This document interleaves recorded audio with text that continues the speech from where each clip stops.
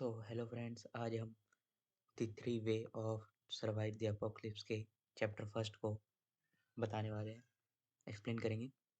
इस चैप्टर के स्टार्टिंग में हमारा मेन कैरेक्टर होता है मैं डकोजा। इसका मीन होता है यानी एक बच्चा, छोटा बच्चा। तो वो सोच रहा होता है कि मैं अपने आप को किस प्रकार से इंट्रोड्यूस करूं।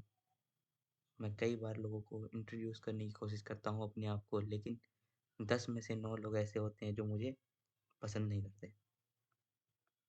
ऐसा वो इसलिए कह रहा होता है क्योंकि वो एक कंपनी में जाके अपना जॉब इंटरव्यू देने वाला होता है और इंटरव्यू देते हुए वो अपना नाम बताता है। तभी वहाँ पर बैठा हुआ इंचार्ज कहता है कि यह कोई बच्चा है क्या? तभी वो बोलते हैं हाँ, ऐसा ही कुछ, लेकिन मैं ये नहीं कहना चाहता था। इसी के साथ मेरा नाम है, ना कि मैं कोई बच्चा हूँ। और इसी के साथ हमें बताया जाता है कि हमारे मेन कैरेक्टर की पूरी डिटेल, जो कि आपको स्क्रीन पे दिखाई दे रही होगी। हमारे मेन कैरेक्टर की एज 28 ईयर्स है और वो थर्ड रेटेड कॉलेज से पास आउट है। ये है कि वो नोवेल पढ़ना पसंद करता है सबवे में जब वो काम से घर जा रहा होता है। ये सब कुछ हमारा मेन कैरेक्टर अपने मन में ही सोच रहा होता है कि वो किस तरीके से इंट्रोड्यूस करेगा अपने आप को इंटरव्यू में। और वो सबवे में जाते वक्त देखता है कि आज सबवे कुछ अजीब तरीके से ही चल रही है।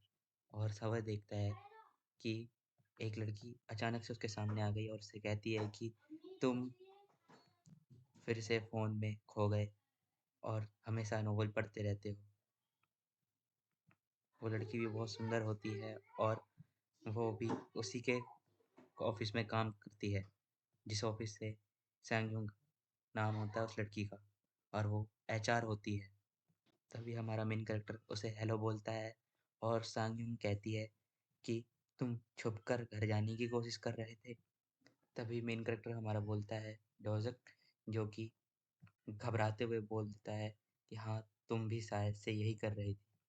तभी सांगयोंग कहती है कि मैं बहुत लकी हूँ कि मेरा मैनेजर जो है वो हमेशा बिजनेस ट्रिप पे गया हुआ होता है, इसलिए मैं आराम से कहीं पे भी जा सकती हूँ और काम को मज़े से कर सकती हूँ। डोगजा ये सोचता है कि मैं बिलीव नहीं कर रहा खुद पर कि ग- हमारे ऑफिस की सबसे पॉपुलर गर्ल जो सांगयुंग है वो मेरे साथ इस सबवे में आई है और मेरे साथ घर जाने के लिए कह रही है। फिर सांगयुंग मुझसे पूछती है कि तुम हमेशा घर जाने के लिए सबवे का ही इस्तेमाल करती हो क्या? और ऐसे ही इनके बीच में कुछ फालतू बातें होती है जो कि मैं एक्सप्लेन नहीं करना चाहता क्योंकि तुम्हें भी बोर हो जाओगे, और मैं आगे से डायरेक्ट बढ़ता हूँ। आगे हमें बताया जाता है कि डोसा, जो कि जिस नॉवल को 10 साल से पढ़ रहा है, उसके चलते हुए स्कूल में कई बार बुली हो चुका है इसे पढ़ते हुए, और वह एक अपने स्कूल में एंट्रेंस एग्ज़ाम में फ़ेल भी कर गया था। इस कारण वह एक छोटी-सी नौकरी कर रहा है और वो इन सब चीज़ों से थक चुका था। उसने कई बार ट्राई किया था कि वो मिलिट्री के काम में चला जाए, लेकिन वो काम भी उसे नहीं मिल सका। और आज वो आखिरी दिन है कि इस नॉवल के वो लास्ट पन्ने को पढ़ने वाला है। तभी अचानक से ट्रेन में हलचल होने लगती है और ट्रेन का ब्रेक लग जाता है। ट्रेन का ब्रेक लगते ही सभी लोग घबरा जाते हैं। तभी डोकजा के फ़ोन पर मैसेज आता है कि वो प्राइज़ विन कर चुका है और उसे कांग्रेचुलेशन मिलती है। इसी के साथ उसके सामने एक गोल्डन सिंग वाला मॉन्स्टर आ जाता है जिसके वाइट फर होते हैं।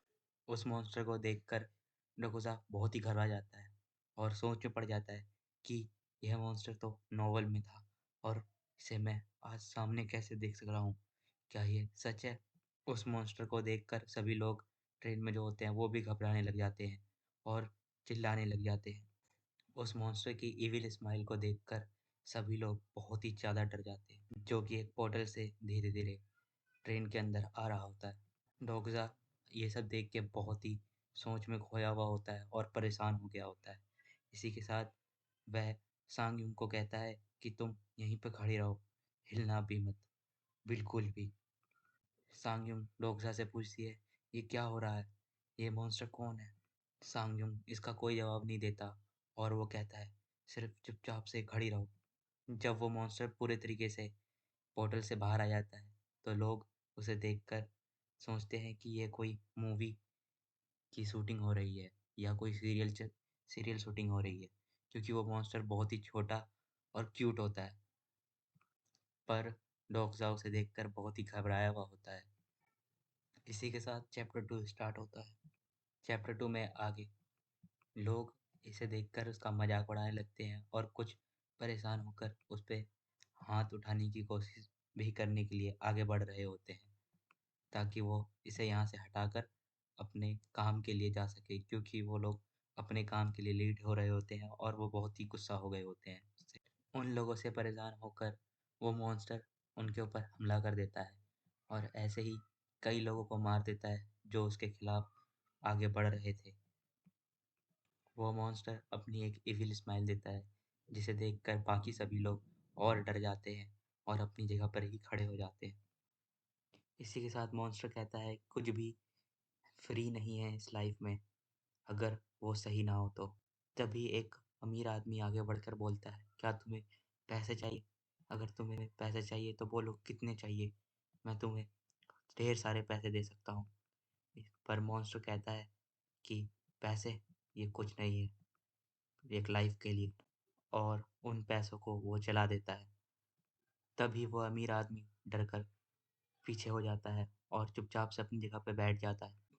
इसके थोड़ी देर बाद ही मॉन्स्टर बहुत ही परेशान और बोर हो गया था और कहता है, चलो तो मैं तुम्हें जल्दी जल्दी सब कुछ बता देता हूँ। इसी के साथ उस मॉन्स्टर के सींग और बड़े होने लगते हैं। तभी सभी लोगों के सामने एक विंडो आ जाती है। उस विंडो में किसी सिनेरियो का मैसेज आया हुआ होता है और उस मैसेज में लिखा हुआ होता है कि तुम्हें अपनी ज़िंदगी के वैल्यू को बताना है और किसी एक लिविंग ऑर्गेनिज्म को मारना है। यह काम के लिए उसे डिफ़िकल्टी लेवल F बताई जाती है और 300 कॉइन भी दिए जाते हैं और 30 मिनट का टाइम होता है। फेल होने पर डेथ पेनल्टी है और कैटेगरी मेन है, मतलब खुद से काम करना पड़ेगा। इसी के साथ वो मॉन्स्टर सभी को गुड लक कह के यहाँ से चला जाता है और इसी के साथ चैप्टर 2 खत्म हो जाता है। सो फ्रेंड्स, आगे के एपिसोड देखने के लिए हमारे चैनल को ज़रूर सपोर्ट करें, सब्सक्राइब करें, लाइक करें, and thanks for your support.